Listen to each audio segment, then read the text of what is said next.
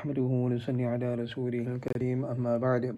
Three things are important in Islam. Number one, to believe in taqdeer, that whatever happens, good or bad, happens by the will of Allah subhanahu wa ta'ala. We should do whatever we can, but the end results will be in the hands of Allah subhanahu wa ta'ala. This does not mean that we are helpless and majboor. Hazrat Ali radiyallahu ta'ala anhu was asked the same question. Hazrat Ali radiyallahu ta'ala anhu told a person to lift one leg. He did. Hazrat Ali radiyallahu ta'ala anhu said, now lift the other one too. He said, I cannot, I will fall. Hazrat Ali radiyallahu ta'ala anhu said, that is what taqdeer is, meaning Allah subhanahu wa ta'ala has given you some power and intellect. Use it and leave the rest to Allah subhanahu wa ta'ala.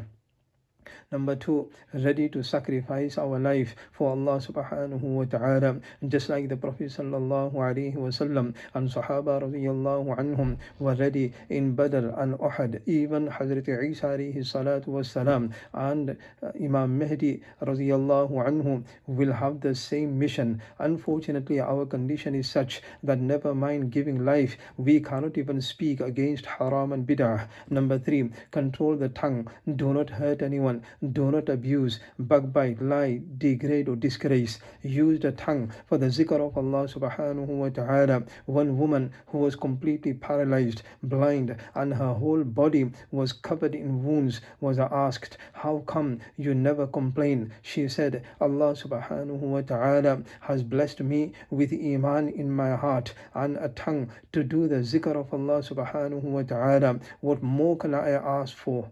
Allahu Akbar. We have everything but still complain. We should be giving sadaqah for every joint in our body. Imagine if just one joint or a bone is broken, we would be in agony. To be able to walk and move around is a great blessing of Allah subhanahu wa ta'ala. Make shukr for what Allah subhanahu wa ta'ala has given us. Use the tongue for zikr. Saying subhanallah is equal to Mount Uhud. Imagine how much we can gain by just moving our tongue.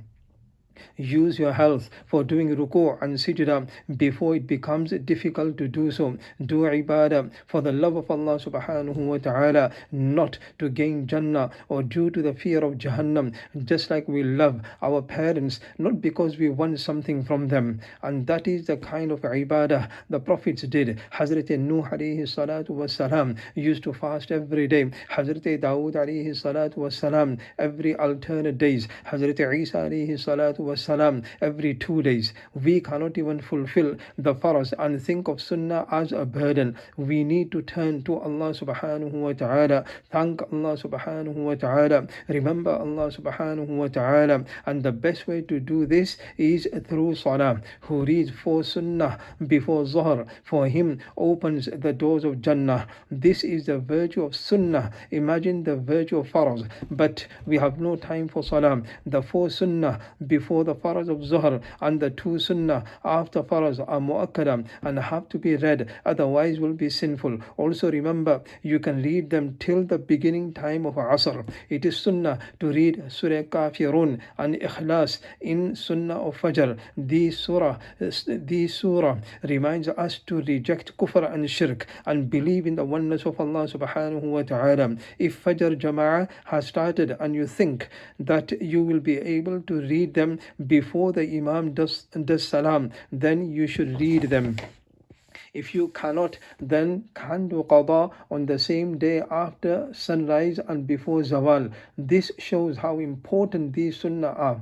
Regarding salah, the Prophet sallallahu alaihi wasallam said, salah is the coolness of my eyes, meaning my enjoyment, entertainment is salah, and ours is music and movies. Unfortunately, a person in salah is speaking to Allah subhanahu wa ta'ala. This shows how close one gets to Allah subhanahu wa ta'ala in salah. It is better to read nafil at home. It creates barakah and nur in the home.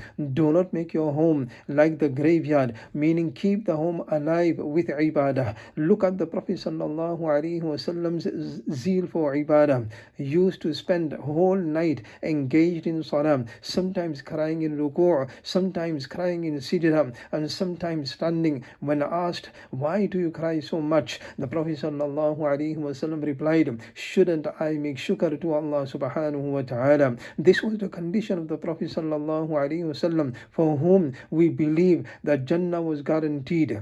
And here we have no time for farz salah, never mind nafil. Once the Prophet sallallahu alaihi wasallam was seen reading Surah Baqarah in the first rak'ah, spending the same amount of time in ruku' and sijda. Surah Ali Imran in the second rak'ah, again spending the same time in ruku' and sijda. Doing the same in the third rak'ah after reciting Surah Nisa and Surah Ma'idah in the fourth rak'ah, meaning recited over 6 paras in 4 rak'ah, and this was nafil, not faraz. We cannot even give 5 minutes for faraz salah and believe sunnah and nafil is not important. Also remember, the recitation of the Prophet sallallahu alaihi wasallam was not like ours, mufassaratan harfan. The Prophet sallallahu alaihi wasallam used to read every letter clearly and separately, keeping in mind of every ghunna and mad.